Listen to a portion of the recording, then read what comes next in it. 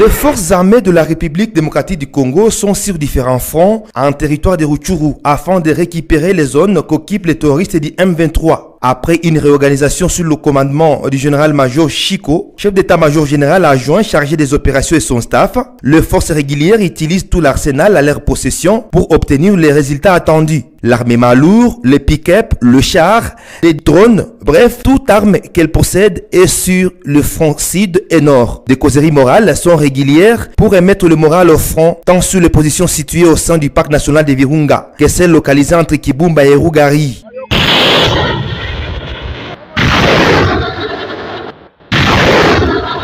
De nuit comme de jour, les forces armées de la République démocratique du Congo bombardent différents cibles ennemies tout en progressant dans les profondeurs. Les autorités militaro-administratives qui ont la gestion des Rutshuru sont aussi sur le front pour aboutir à la restauration de l'État. La cartographie des positions ennemies est utilisée pour ne pas rater l'objectif dans cette bataille et ne pas faire de victimes civiles. Certaines agglomérations jadis sous occupation terroriste sont déjà libérées, disent les services de communication des forces armées de la République démocratique du Congo sur ces différents fronts.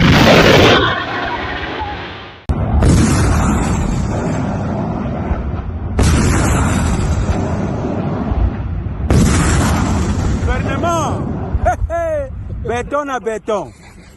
Pendant ces affrontements entre les forces armées de la République démocratique du Congo et les éléments du mouvement du 23 mars 2023 dans les territoires de Rutshuru, on signale plusieurs morts côté civil. Des sources locales parlent de 4 personnes tuées par une bombe et plusieurs blessés. Dans la localité de Kinyandoni, nous sommes dans les groupements de Bukoma, territoire de Rutshuru, toujours à l'est de la République démocratique du Congo. Jusqu'à présent, le bilan reste provisoire. Jusqu'à cette nuit, difficile de savoir qui contrôle exactement Mabenga. Aucune communication côté armée jusque-là.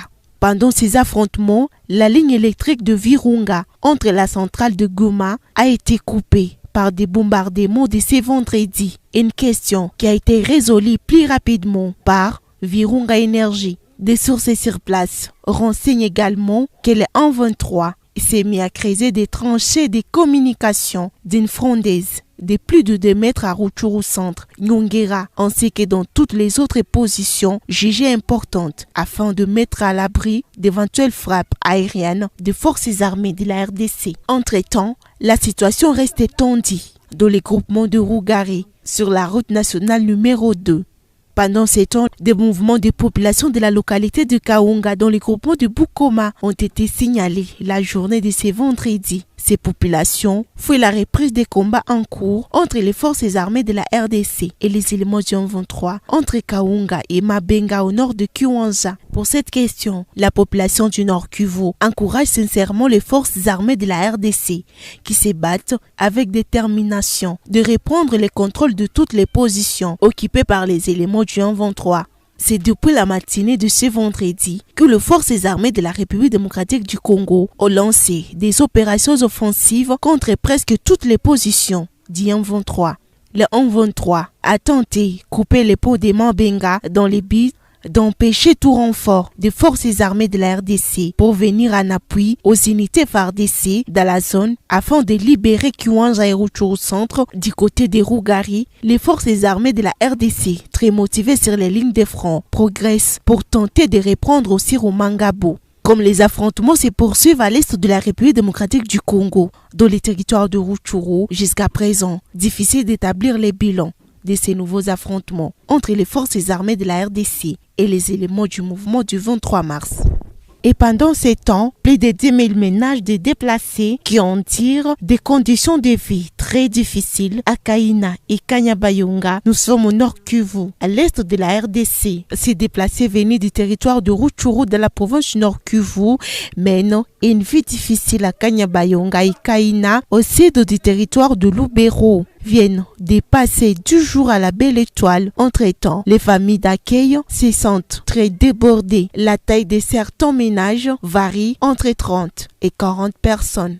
Une véritable calvaire pour plusieurs déplacés. Également, on peut voir la présence des épouses de militaires de Rutshuru. Ils sont nombreux ceux qui dorment au balcon de certains habitants de la place. D'autres, on peut le voir le long de la route à Kanyabayonga. L'administrateur du territoire de Lubero reconnaît que son entité compte plus de 10 000 ménages de déplacés. La situation humanitaire est catastrophique. Si on doit donner les chiffres, plus de 10 000 ménages, nous pouvons arriver facilement aux 60 000 personnes. Or, ils n'ont pas à manger.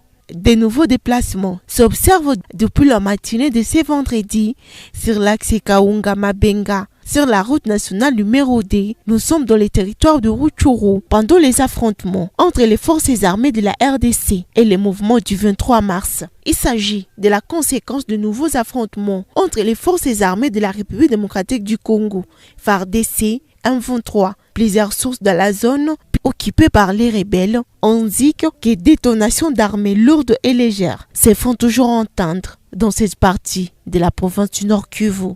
On peut le voir également dans les territoires de Nyiragongo, dans les camps des déplacés de Kanyaruchinya, hommes-femmes qui ont fui les combats entre l'armée congolaise et les rebelles du 1-23, vivent dans des conditions très difficiles, sans assistance. On rappelle, dans un communiqué de presse publié jeudi, OCHA a fait savoir qu'au moins 188 000 personnes ont été déplacées depuis la reprise des affrontements entre les forces armées de la RDC et les éléments du 1-23. Ces déplacés vivent au sein des familles d'accueil, des milliers d'autres équipes, des écoles, des hôpitaux, des églises et autres sites improvisés. Selon le coordonnateur humanitaire en République démocratique du Congo, M. Bruno s'est dit fortement préoccupé par les conséquences humanitaires liées à la reprise des affrontements entre l'armée congolaise et les mouvements du 23 mars dans les territoires de Rutshuru. Nous sommes dans la province du Nord Kivu, à l'est de la RDC.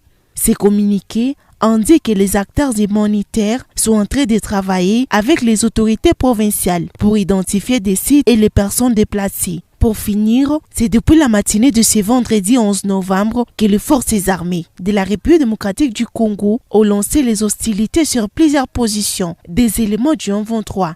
L'objectif de l'armée régulière est de restaurer l'autorité de l'État dans plusieurs entités du territoire de Rutshuru sous l'emprise du M23.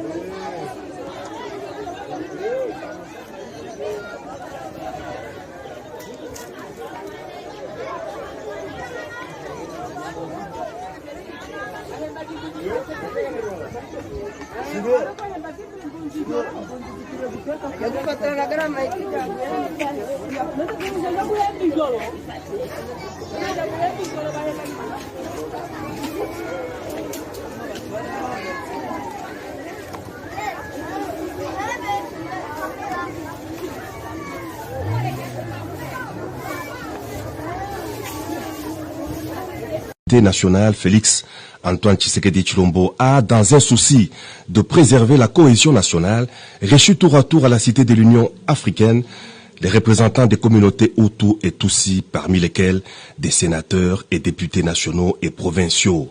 Avec ses interlocuteurs, le chef de l'État, père de la nation, a échangé sur les voies et moyens de renforcer l'unité nationale qui recommande, comme il l'a souligné dans son message à la nation, de bannir des fléaux, des discriminations ethniques, des stigmatisations physiques, du délit de fascisme et des velléités séparatistes de certains esprits égarés. Les représentants des deux communautés sont venus apporter leur soutien total au chef de l'État. Ils l'ont remercié pour son appel à la mobilisation générale et ont réaffirmé leur amour du pays, leur engagement à défendre la souveraineté nationale.